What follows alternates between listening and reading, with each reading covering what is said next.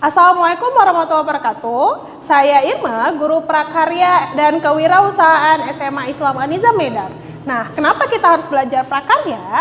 Karena prakarya itu adalah modal awal kita menuju seorang pengusaha. Nah, sebelum kita mulai pembelajaran kita hari ini, ada baiknya kita melafazkan basmalah. Bismillahirrahmanirrahim. Nah, pembelajaran prakarya kita hari ini kita akan membahas tentang analisis ide dan peluang usaha serta sumber daya yang dibutuhkan pada kerajinan bahan limbah non-domestik. Nah, untuk menjadi wirausahawan profesional, kalian harus memiliki perencanaan usaha yang matang dan baik dengan memperhatikan aspek-aspek penting dalam perencanaan usaha produk kerajinan dari bahan limbah non-domestik tersebut, yang ulasannya akan kita bahas hari ini. Menganalisis peluang usaha memiliki tujuan untuk mencari dan melaksanakan kegiatan usaha yang menguntungkan, dan tentunya dalam menjalankan usaha tersebut membutuhkan analisa untuk mengenali kelemahan yang dapat mengakibatkan kesulitan dalam berlangsungnya suatu usaha. Nah, banyak peluang usaha yang bisa diraih, apakah itu wirausaha yang bermula dari hanya sekadar hobi atau memang dari awal berminat menekuninya. Apapun jenisnya, menjadi wirausahawan harus memiliki kemauan, modal dan fasilitas, serta taktik dan strategi bisnis. Untuk itu, materi ini akan mencoba membuka cakrawala pemikiran yang lebih luas, sekaligus memotivasi dengan mengungkap pilihan usaha yang sesuai dengan minat dan kemampuan setiap orang. Nah, peluang-peluang usaha lainnya juga dapat meningkatkan kompetensinya dalam mendapatkan ide bisnis, mengelola dan menjalankan peluang usaha. Oke, sebelum kita masuk ke dalam pembahasan kita mengenai ide dan peluang usaha serta sumber daya yang dibutuhkan, kita akan membahas terlebih dahulu mengenai bisnis. Jadi, yang pertama itu adalah tentang ide bisnis. Apa sih itu ide bisnis? Nah, ide usaha atau bisnis adalah respon seseorang, banyak orang, atau suatu organisasi untuk memecahkan masalah yang teridentifikasi atau untuk memenuhi kebutuhan di suatu lingkungan, pasar, atau masyarakat. Nah, suatu ide bisnis atau usaha yang bagus adalah penting atau bahkan merupakan persyaratan untuk usaha atau bisnis yang sukses. Namun demikian, ide bisnis yang bagus biasanya tidak langsung datang kepada pengusaha, tetapi merupakan hasil dari kerja keras dan upaya dari pengusaha untuk membangkitkan, mengidentifikasi, dan mengevaluasi peluang. Mencari sebuah ide bisnis yang bagus adalah langkah awal untuk mengubah keinginan dan kreativitas pengusaha menjadi peluang usaha atau bisnis. Kemudian, ada dua hal yang harus dicatat dalam suatu ide bisnis, yaitu yang pertama, walaupun merupakan persyarat, ide bisnis hanyalah suatu alat. Yang kedua, suatu ide diubah menjadi peluang bisnis yang menguntungkan. Dengan kata lain, tanpa mengurangi arti pentingnya, sebuah ide hanyalah alat yang harus dikembangkan dan diubah menjadi peluang usaha atau bisnis yang menguntungkan. Nah, selanjutnya yang kita bahas adalah kreativitas. Apa itu kreativitas? Kreativitas adalah kemampuan untuk merancang, membentuk, membuat, atau melakukan sesuatu dengan cara yang baru atau lain. Nah, kemampuan menimbulkan solusi yang kreatif untuk kebutuhan atau masalah dan untuk memasarkan yang seringkali menandai perbedaan antara sukses dan kegagalan dalam bisnis. Hal ini juga membedakan antara bisnis yang tumbuh pesat atau dinamis dengan perusahaan menengah biasa. Kenyataannya, pengusaha yang sukses selalu kreatif dalam mengidentifikasi sebuah produk, jasa, atau peluang usaha atau bisnis yang baru. Agar kreatif, kita perlu membuka pikiran dan mata. Untuk itu, kita perlu mempelajari sumber-sumber ide bisnis yang menerapkan tekniknya. Nah, dalam ide bisnis itu juga terdapat yang namanya sumber-sumber. Jadi, ide bisnis itu bermula dari sebuah sumber. Nah, terdapat jutaan pengusaha di dunia dan mereka membuktikan bahwa terdapat banyak sumber ide bisnis yang berpotensi. Beberapa sumber yang berguna dalam ide bisnis itu yang pertama adalah akan kita bahas ya. Nah, yang pertama adalah hobi atau minat. Hobi adalah aktivitas favorit di waktu luang atau pekerjaan.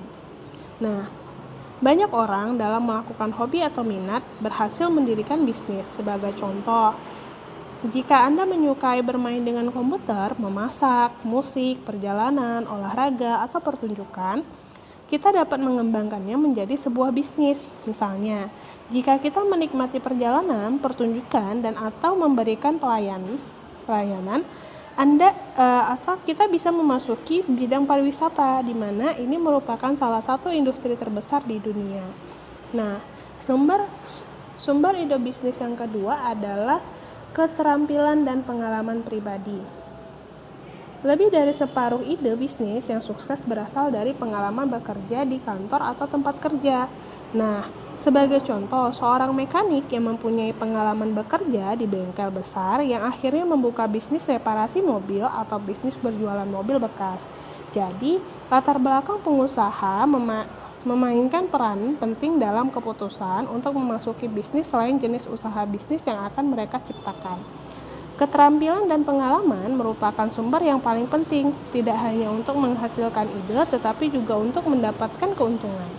Nah, sumber ide bisnis yang selanjutnya adalah waralaba.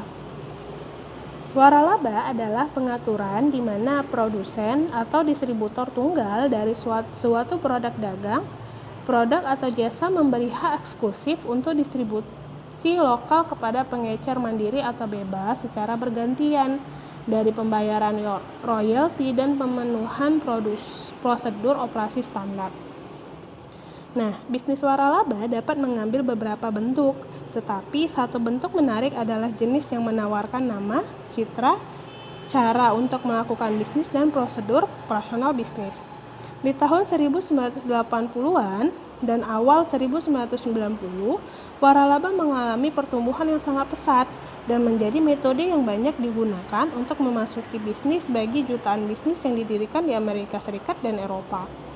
Di Amerika Serikat, terdapat lebih dari 2.000 tipe bisnis waralaba yang membukukan penghasilan lebih dari 300 miliar US dollar dari penjualan tahunan dan sekitar sepertiga dari semua penjualan retail.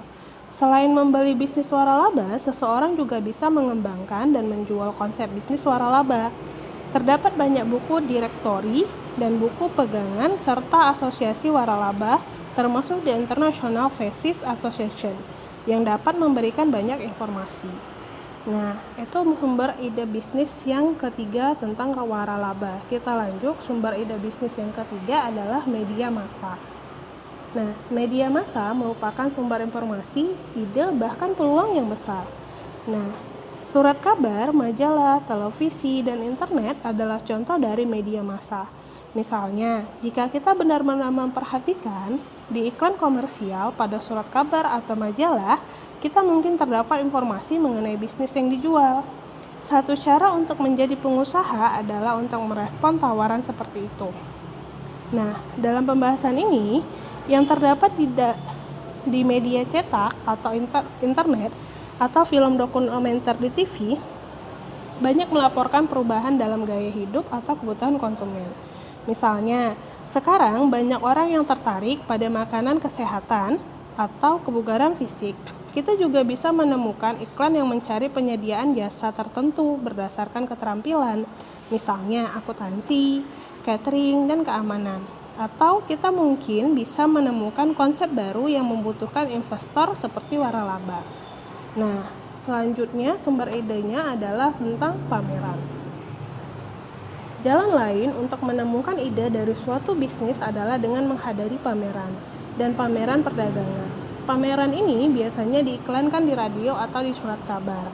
Dengan menghadirkan pameran secara teratur, kita tidak hanya menemukan produk dan jasa baru, tetapi kita juga bisa bertemu dengan para penjual, pabrik, pedagang, grosir, kemudian distributor, dan pelaku bisnis waralaba.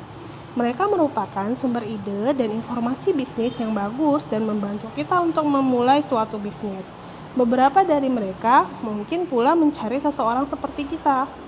Nah, sumber ide bisnis yang selanjutnya adalah survei. Inti dari suatu ide bisnis baru seharusnya adalah pelanggan. Kebutuhan dan keinginan dari pelanggan, alasan pemilihan produk atau jasa oleh pelanggan dapat kita pastikan melalui suatu survei. Nah, kita juga bisa memulainya dengan berbicara kepada keluarga dan teman-teman untuk mencari tahu apa yang dibutuhkan atau diinginkan yang belum tersedia. Kemudian, kita bisa melanjutkan dan berbicara dengan orang yang merupakan bagian dari rantai distributor, seperti pabrik, pedagang, distributor, agen grosir, atau penjual retail. Sangat berguna jika kita mempersiapkan pertanyaan terlebih dahulu untuk dicantumkan pada kuesioner atau digunakan dalam wawancara. Dengan kontak yang dekat dengan pelanggan, anggota jaringan memiliki pengertian dari apa yang dibutuhkan dan apa yang tidak dapat dijual. Kita harus banyak bertanya kepada banyak pelanggan, baik pelanggan tetap atau pelanggan tidak tetap. Semakin banyak informasi yang kita dapatkan, maka akan semakin baik pula untuk bisnis dan perkembangan bisnis kita. Nah, sumber ide bisnis yang selanjutnya adalah keluhan. Keluhan dan kekecewaan dari pelanggan telah banyak menghasilkan produk dan jasa baru. Lah, kenapa? Karena bila mana pemakai atau pelanggan mengeluh tentang produk atau jasa, kita mempunyai potensi untuk menghasilkan bisnis. Nah, ide bisa berupa mendirikan perusahaan tandingan yang menghasilkan produk atau jasa yang lebih baik, atau membuat produk atau jasa yang bisa dijual ke perusahaan tersebut atau perusahaan lain. Nah, sumber ide bisnis yang terakhir adalah brainstorming. Nah, brainstorming adalah suatu teknik pemecahan masalah yang kreatif selain untuk menghasilkan ide. Tujuannya adalah untuk mendapatkan sebanyak mungkin ide. Hal ini biasanya mulai dengan suatu pertanyaan atau pernyataan masalah. Sebagai contoh, kita dapat bertanya, produk dan jasa apa sekarang yang dibutuhkan di rumah tetapi belum tersedia? Setiap ide dapat menghasilkan suatu tambahan ide atau lebih, yang jumlahnya akan lumayan sangat banyak. Nah, itulah tadi pembahasan kita tentang sumber-sumber ide bisnis. Jadi, ketika kita menggunakan metode ini, kita harus mengikuti 4 aturan berikut ini ya. Jadi, aturan yang pertama, jangan mengkritik atau menghakimi ide orang lain. Yang kedua, berikan ide dilontarkan secara bebas dan ide yang tampaknya liar dan tidak masuk akal agar diterima baik. Nah, selanjutnya, kuantitas diharapkan semakin banyak ide semakin baik dengan gabungan dan kembangkan ide dari orang lain. Nah, yang keempat, selanjutnya semua ide walaupun tidak logis atau tidak masuk akal harus dicatat. Nah, itulah mengenai sumber ide bisnis menjadi seorang pengusaha.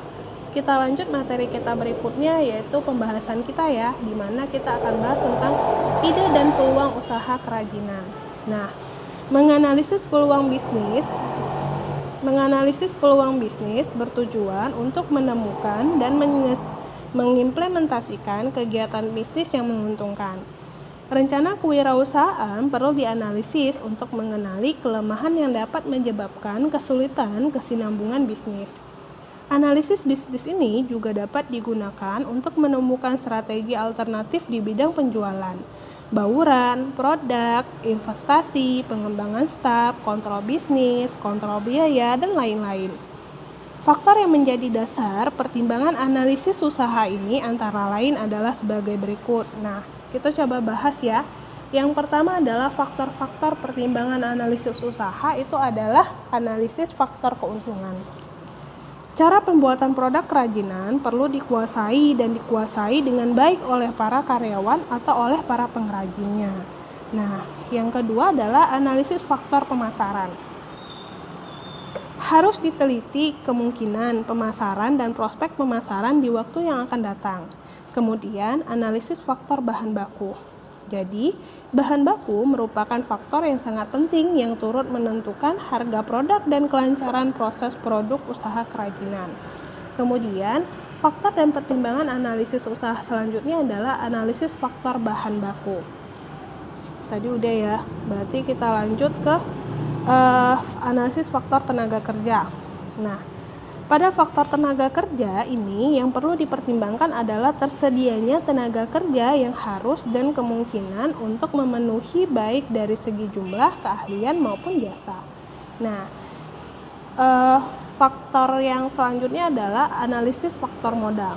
Nah, Perlu dipertimbangkan kesesuaian antara modal yang ada dengan kebutuhan jenis usaha kerajinan yang dibutuhkan.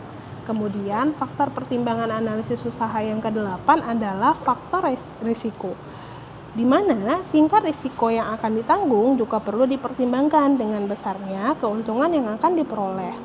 Selanjutnya, itu yang ke-8 ya. Ya, yang ke-8 tadi yang ke-7 ya. Berarti yang ke-8 faktor pertimbangan analisis usahanya adalah faktor persaingan. Nah, dalam hal ini perlu dipelajari situasi yang akan terjadi dan disesuaikan dengan kemampuan menghadapinya dalam hal modal maupun pemasaran. Kemudian, faktor pertimbangan yang ke-9 adalah analisis faktor, fasilitas, dan kemudahan. Dalam hal ini, fasilitas yang dibutuhkan untuk operasi usaha kerajinan dan kemudahan penyediaannya menjadi pertimbangan. Kemudahan yang mungkin dapat diperoleh dari pemerintah seperti pajak dan lain-lainnya. Sehingga kita lanjut ke faktor pertimbangan analisis yang terakhir adalah analisis faktor manajemen. Nah, dalam hal ini pertimbangan yang penting lainnya adalah produk pengolahan yang paling sesuai dan bagaimana kemampuan penguasa untuk mengelolanya. Hal ini sering dikesampingkan ya. Faktor lain yang juga perlu menjadi pertimbangan adalah peraturan pemerintah, perizinan, lingkungan, pertimbangan etis, dan sebagainya.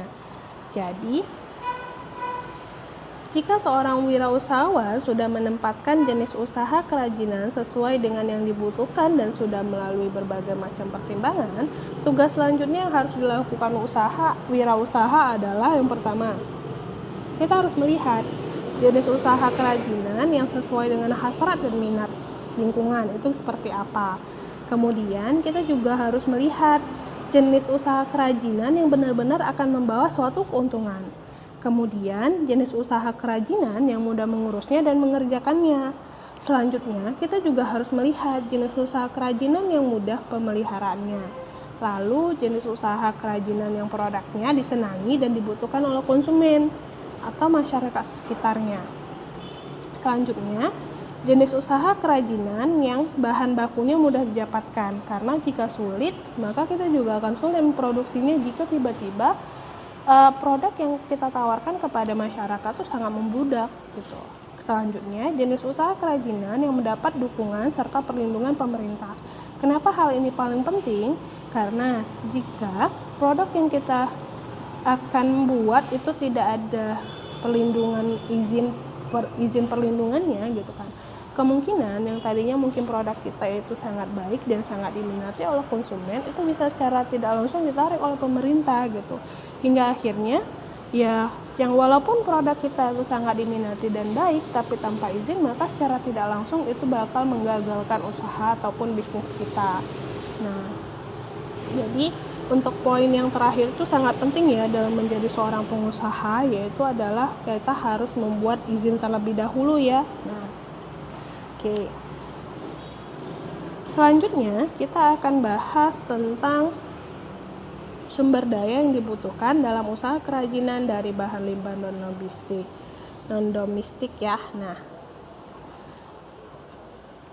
oke.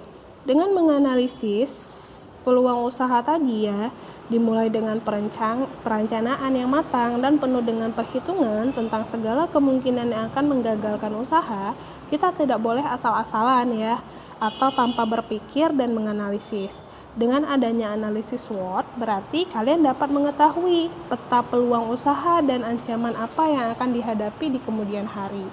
Dengan tersedianya informasi intern dan extern, maka perusahaan akan dapat mengetahui hal-hal berikut ini. Jadi yang pertama adalah di mana usaha itu memiliki peluang atau opportunity untuk maju dan berkembang hingga sukses. Kemudian apa saja yang akan menjadi ancaman terhadap perusahaan, dan yang selanjutnya adalah adakah kekuatan yang membatasi atau dapat menghambat kemampuan dalam mencapai sasaran atau tujuan usaha. Sehingga dalam hal ini sumber daya yang dibutuhkan dalam usaha kerajinan dari limbah non-domestik yang meliputi 6 tipe sumber daya, ada money, material, matching, method, dan market, Berdasarkan konsep 6 tipe sumber daya tersebut, kita diharapkan dapat menganalisis pengolahan sumber daya usaha pada produk kerajinan dari bahan limbah non-domestik yang ada di wilayah lingkungan sekitar kita. Oke, kita akan coba bahas faktor-faktor sumber daya pendukung dalam usaha. Nah, tadi kan udah Ibu sebutkan, faktor pertama itu adalah man itu adalah faktor manusia. Faktor manusia merupakan faktor yang utama dalam pencapaian keberhasilan usaha karena manusia mempunyai ide dan rencana usaha. Manusia juga yang akan mewujudkannya. Di sini diperlukan manusia yang beretos kerja tinggi, rajin, optimis, dan pantang menyerah. Kemudian faktor yang kedua adalah faktor money. Tadi kan Ibu sebutkan tadi adalah money. Nah, money itu adalah faktor keuangan. Faktor keuangan merupakan faktor penunjang keberhasilan usaha.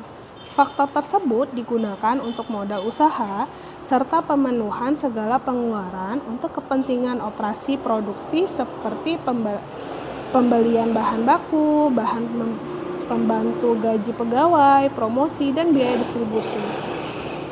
Dalam hal ini diperlukan kedisiplinan yang ketat dalam penggunaan dana sehingga segala kegiatan yang keuangan harus dicatat dan dibukukan secara rapi, teliti, dan terus-menerus. Oke, kita lanjut sumber daya pendukung usaha berikutnya adalah faktor organisasi.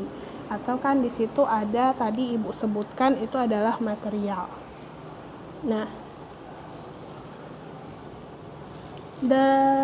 dengan adanya faktor organisasi, maka sumber daya akan masuk pada suatu pola, sehingga orang-orang akan dapat bekerja dengan efektif dan efisien sesuai dengan bidang tugasnya masing-masing untuk mencapai tujuan organisasi. Nah, dengan adanya organisasi, berarti seseorang wirausaha dapat yang pertama, mempertegas hubungan dengan para karyawannya, kemudian menciptakan hubungan antar karyawan, lalu mengetahui tugas dan yang akan dijalankan, hingga akhirnya kita dapat mengetahui kepada siapa karyawan harus bertanggung jawab. Nah, selanjutnya adalah faktor perencanaan. Perencanaan usaha dapat digunakan sebagai alat pengawas dan pengendalian usaha.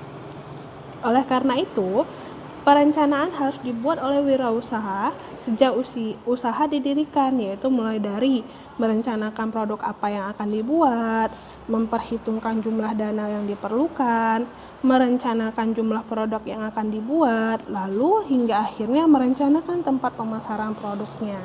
Nah, faktor berikutnya adalah faktor mengatur usaha. Dalam kaitannya dengan kegiatan mengatur usaha, yang perlu dilakukan wirausahawan adalah menyusun uraian tugas pokok untuk menjalankan usahanya, menyusun struktur organisasi usaha. Nah,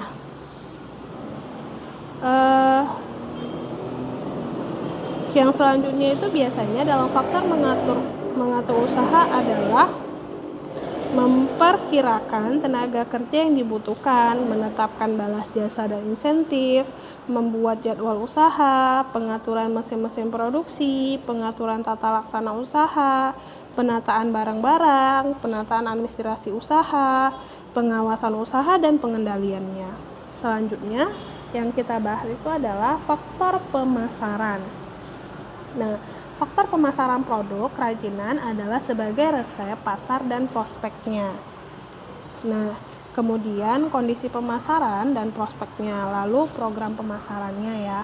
Nah, faktor sumber daya pendukung terakhir adalah faktor administrasi. Untuk menunjang kelancaran kegiatannya, sebagai seorang wirausaha mempunyai catatan yang rapi mengenai kegiatan dan kejadian yang terjadi setiap harinya. Catatan tersebut dibuat secara kronologis ya. Nah, secara kronologis dan kemudian didokumentasikan.